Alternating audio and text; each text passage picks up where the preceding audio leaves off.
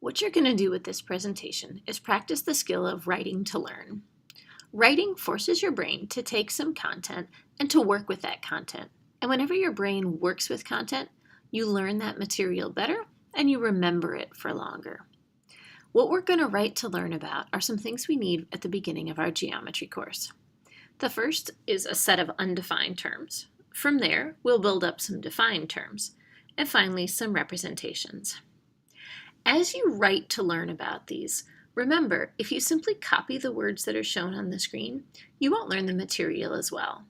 Again, the goal of writing is to force your brain to really wrestle with the content.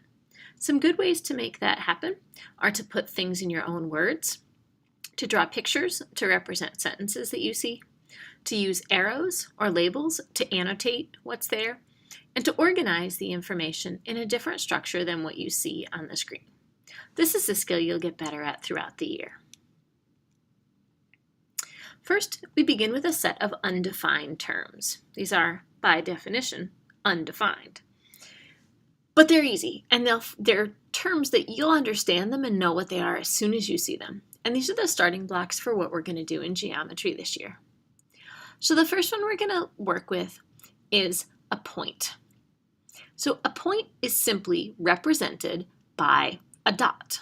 You know what a point is. We might make a picture of a point like this. Now notice that that dot is a representation. The dot is not actually a point itself. The dot is a different thing. But the dot is intended to represent a point. We would typically label the point with a capital letter. It can be any letter we want. In this case, I've shown it with A. And the key thing about a point is that it has no dimensions. It doesn't have length or width or depth. A point is simply a location. The representation has dimensions. That little pink dot you see on their screen has a width and has a length. If we drew it on paper, it would have a thickness of the ink. But the dot itself has none of those things. Our next undefined term is a line. A line we represent by a straight line. Again, this is kind of why it's undefined here, is that we're using the word in its own definition. A picture would simply look like this. We draw a straight line with two arrows on it. Okay, so we know what we're talking about with a line. We often label our lines by identifying 2 points on the line. So again, we're using that point, another one of our undefined terms, to help us understand a line. So this one, we would label either as line BC, so we would put those 2 points, B and C, and above them, a line with arrows extending in both directions. That is to show that the line continues on infinitely in both directions. We could also call this line L. Notice that L in this case is in script. We could also call this line CB. Because the line goes infinitely in both directions, it doesn't matter whether we put the B first and the C first, or whether we put the B first or the C first. The line is all of the points that connect B and C and go in both directions forever and ever. Line BC and line CB are equivalent. And as I mentioned, we can also simply refer to this as line L, where L is a lowercase cursive letter. A line has one dimension. We could measure the length of a segment on that line, but it has no width or thickness. It is also true that through any 2 points, there is exactly one line. So if I were to specify any 2 points in space, I can draw one and only one line through those.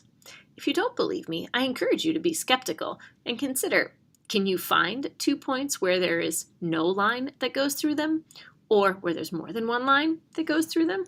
Chew on that. Our last undefined term is a plane. A plane is typically represented by a sketch or drawing of a shape, and we often use a quadrilateral to show that. So a picture of a plane might look like this. So this is, imagine a pink piece of paper lying flat down on the top of a table.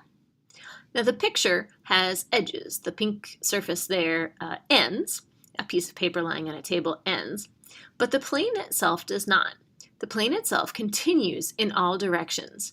It's as though it's an infinitely large, flat piece of paper that has no thickness at all.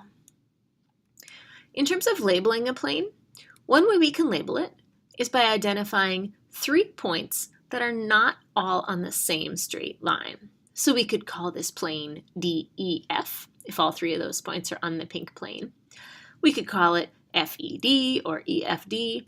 Any order of those 3 points specifies the same plane. We can also use another script letter, in this case a nice fancy P, and then notice it's a capital P in this case, and we could refer to this as plane P. Planes are 2-dimensional figures. They have a length and a width, but they have no thickness. So planes, when I say they have a length and a width, what I really mean is that their length is infinite and their width is infinite, but they have no thickness at all. We thought of the idea of a piece of paper to represent a plane, but a piece of paper, no matter how thin, does in fact have a thickness. So it would be a good representation of a plane, but it would not be a plane itself. An important thing to know about planes is that through any 3 points that are not on the same line, and again, it matters that those 3 points not be all 3 on the same line, there is exactly 1 plane. That means there's one and only one plane. One thing I want you to consider is, why does it matter that those 3 points not be on the same line? Why did I include that little phrase, not on the same line, in that explanation?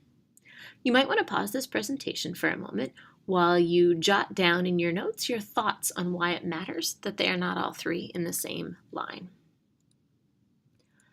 Moving on now to some defined terms. So we have these 3 undefined terms, these things that we know what they are, a point, a line, and a plane. We can start building up definitions from there. So the first thing we want to define is, what does it mean to say that points are collinear? Well, collinear points are defined as points that lie on the same line. Ooh, I see a typo in there, points that line on the same line. It should be lie. I'll have to fix that.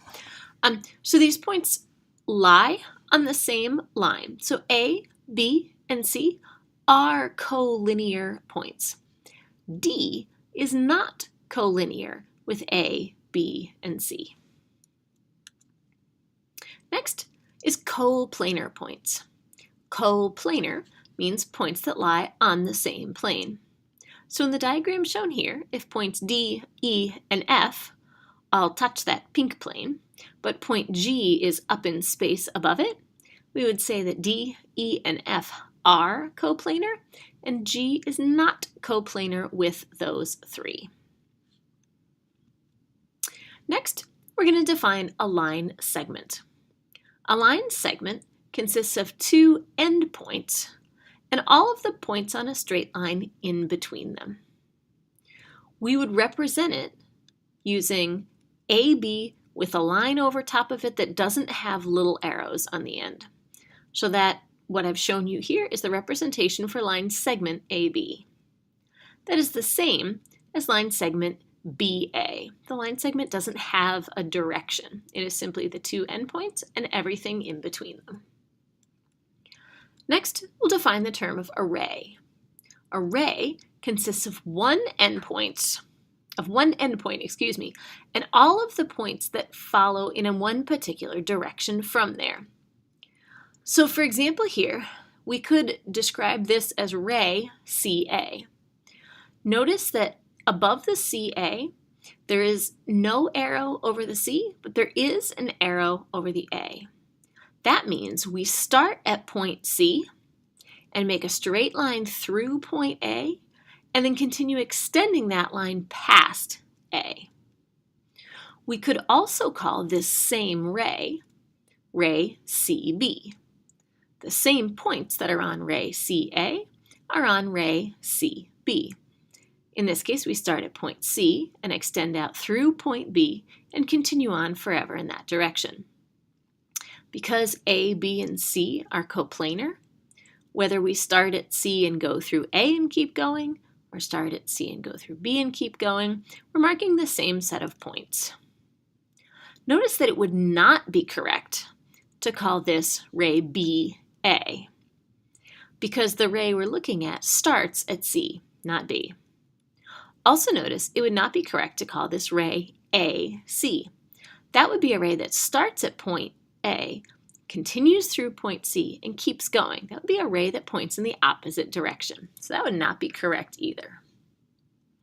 The next term we're going to define is an opposite ray. If point C lies on line AB, and it is in between the points A and B, then we say that ray CA and ray CB are opposite rays. These are two rays that start at the same endpoint, but proceed in exactly opposite directions. And those two rays together form a straight line. Next, we're going to define intersection. An intersection is the set of all points that two different figures have in common. So we can think about the intersection of two lines. Here's line M and line N. The one point that they have in common is point P, where they cross. In this case, the set of all points those two lines have in common consists of only a single point. You could consider the intersection of two planes. In this case, plane P, which is pink, and plane Q, which is sort of a purplish color, intersect, and the points where those two planes touch each other form a line. In this case, we would say line AB contains all of the points at the intersection of plane P and plane Q. Later on in the year, we'll work with something called conic sections. Conic sections are what happens when you take a plane and you look at the way that it intersects cones. So last year in algebra, you worked with quadratic equations that form parabolas when you graph them. Well, a parabola is the intersection of a plane, shown in this case in orange, and one side of a cone. And it matters in this case that the plane is parallel to the edge of the cone. When you form that intersection, the points where those two figures, the plane and the cone, cross are a parabola.